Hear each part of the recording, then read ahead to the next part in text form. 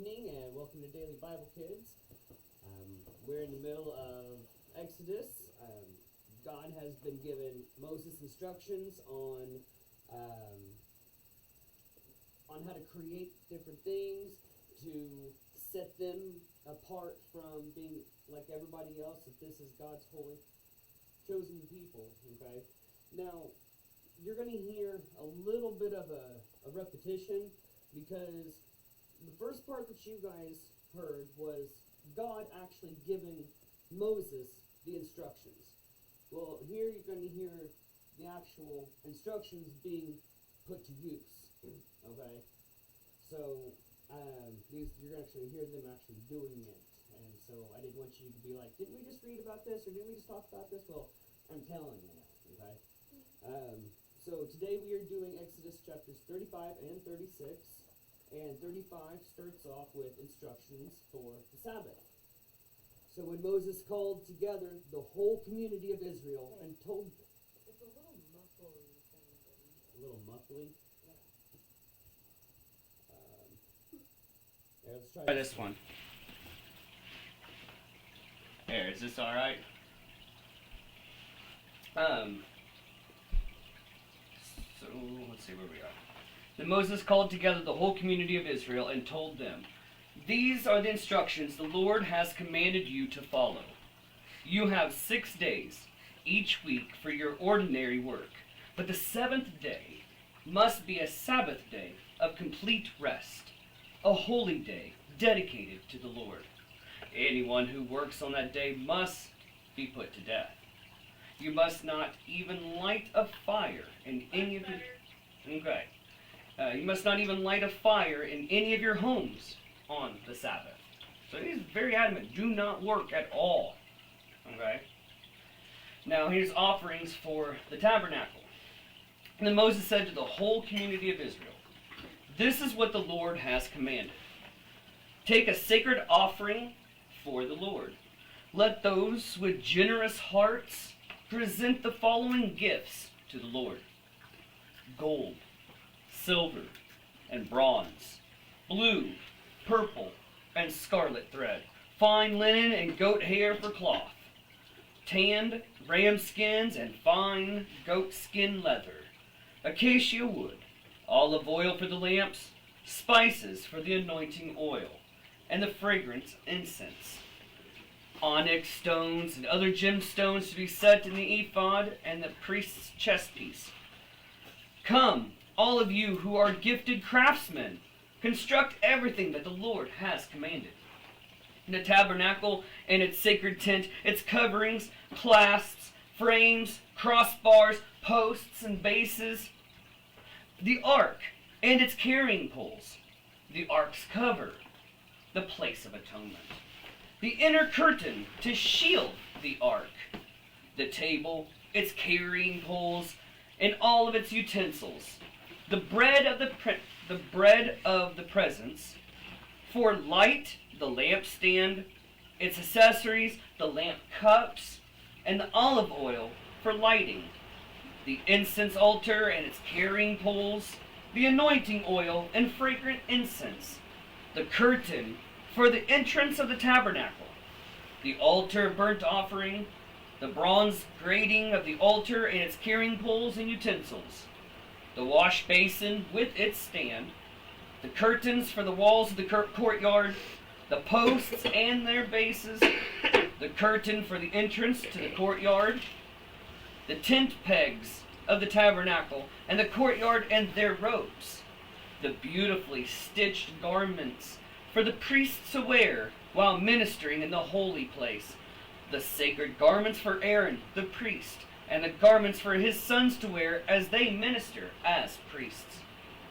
So the whole community of Israel left Moses and returned to their tents. All whose hearts were stirred and whose spirits were moved came and brought their sacred offerings to the Lord.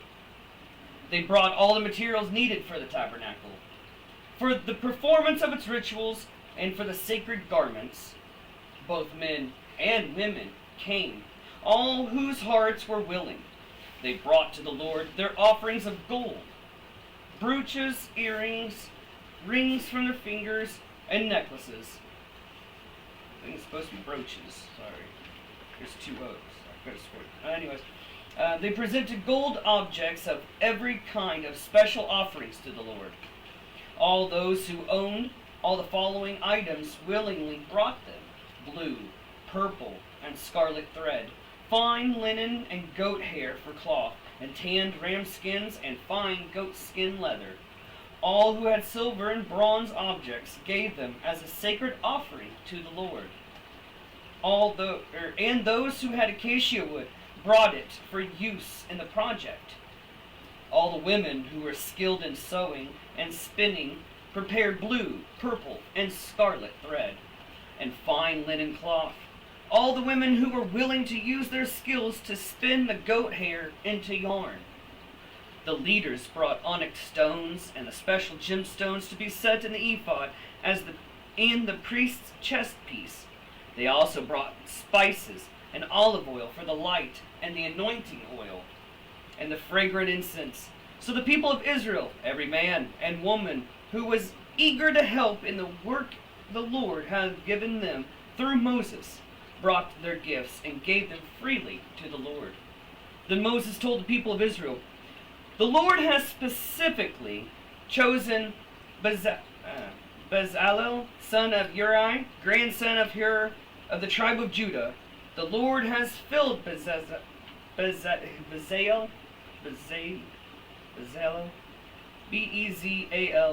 so it's kind of Bezalel. We're going to call him Bez. With the Spirit of God giving him great wisdom, ability, and expertise in all kinds of crafts. He is a master craftsman, expert in working with gold, silver, and bronze. He is skilled in engraving and mounting gemstones and in carving wood. Dude is extremely skilled. He is a master of every craft." Oh, that must be nice. "And the Lord has given both him and the Oliab, son of Ahishamach of the tribe of Dan, the ability to teach their skills to others. The Lord has given them special skills as engravers, designers, embroiderers in blue, purple, and scarlet thread, on fine linen cloth, and weavers. They excel as craftsmen and as designers." Any questions in that chapter? Anyway, what? Okay. 36. The Lord has gifted Aholiab, and the other skilled craftsmen with wisdom and the ability to perform any task involved in building the sanctuary. Let them construct and furnish the tabernacle just as the Lord has commanded. So Moses summoned Bez and Aholiab, O-H-O, it's like O-H-O-L-I-A-B. And all the others who were specifically gifted by the Lord and were eager to get to work. Moses gave them the materials donated by the people of Israel as sacred offerings for the completion of the sanctuary. But the people continued to bring additional gifts each morning. Finally, the craftsmen who were working on the sanctuary left their work. They went to Moses and reported, "The people have given more than enough materials to complete the job for the Lord has commanded us to do." So Moses gave the command, and this message was sent throughout the entire camp. "Men and women, don't prepare any more gifts for the sanctuary. We have enough." So the people stopped bringing their sacred offerings. Their contributions were more than enough to complete the whole project. Now, building the tabernacle. The skilled craftsmen made 10 curtains of finely woven linen for the tabernacle. Then Bez decorated the curtains with blue, purple, and scarlet thread, and with skillfully embroidered cherubim. All 10 curtains were exactly the same size, 42 feet long, 6 feet wide. 5 of these curtains were joined together to make one long curtain, and the other 5 were joined to make a second long curtain. He made 50 loops of blue yarn and put them along the edge of the last curtain in each set. The 50 loops along the edge of one curtain matched the 50 loops along the edge of the other curtain. Then he made 50 gold clasps and fastened the long curtains together with the clasps. In this way, the tabernacle was made of one continuous piece. He made 11 curtains of goat hair cloth to serve as a tent covering for the tabernacle. These 11 curtains were all exactly the same size, 45 feet long and 6 feet wide. Bez joined 5 of these curtains together to make one long curtain, and the other 6 were joined to make a second long curtain. He made 50 loops for those edge of those curtains, and he also made 50 bronze clasps to fasten the long curtains together. In this way, the tent covering was made of one continuous piece. He completed the tent covering with a layer of tanned ram skins and a layer of fine goat skin leather. For the framework of the tabernacle, now the framework, that's the actual part that's holding it up, Bez constructed frames of acacia wood. Each frame was 15 feet high and 27 inches wide, with 2 pegs under each frame. All the frames were identical. He made 20 of these frames to support the curtains on the south side of the tabernacle. He also made 40 silver bases, 2 bases under each frame, with the pegs fitting securely into the bases. For the north side of the tabernacle, he made another 20 frames with their 40 silver bases, 2 bases under each frame. He made 6 frames for the rear, the west side of the tabernacle, along with 2 additional frames to reinforce the rear corners of the tabernacle. These corner frames were matched at the bottom and firmly attached at the top with a single ring, forming a single corner unit. Both of these corner units were made the same way. So there were 8 frames at the rear of the tabernacle, set in 16 silver bases, 2 bases under each frame. Then he made crossbars of acacia wood to link the frames. 5 crossbars for the north side of the tabernacle and 5 for the south side. He also made 5 crossbars for the rear of the tabernacle, which faced west. He made the middle crossbar to attach halfway up the frames. It ran all the way from one end of the tabernacle to the other. He overlaid the frames with gold and made gold rings to hold the crossbars. Then he overlaid the crossbars with gold as well. This stuff's got to be extremely heavy. For the inside of the tabernacle, Bez made a special curtain of finely woven linen. He decorated it with blue, purple, and scarlet thread with skillfully embroidered cherubim. I remember what a cherubim is. An angel. A type of angel.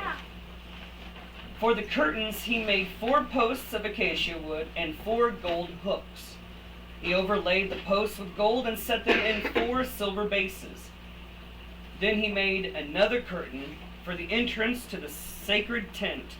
He made it of finely woven linen and embroidered it with exquisite design using blue, purple, and scarlet thread. This curtain was hung on gold hooks attached to 5 posts. The posts with their decorated tops and hooks were overlaid with gold, and the 5 bases were cast from bronze. Any questions on that chapter? No. Okay, so I am going to show you this tabernacle on here. I don't know if I can show you guys, because I don't know if it's going to throw off a copyright issue whenever I post it on YouTube.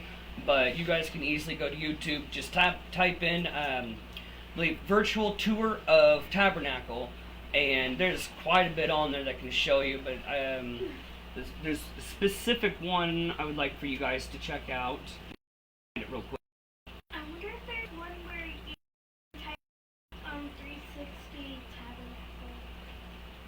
Yeah, I Do would. that in the.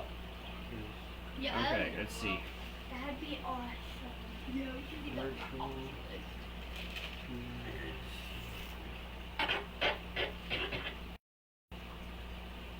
Okay.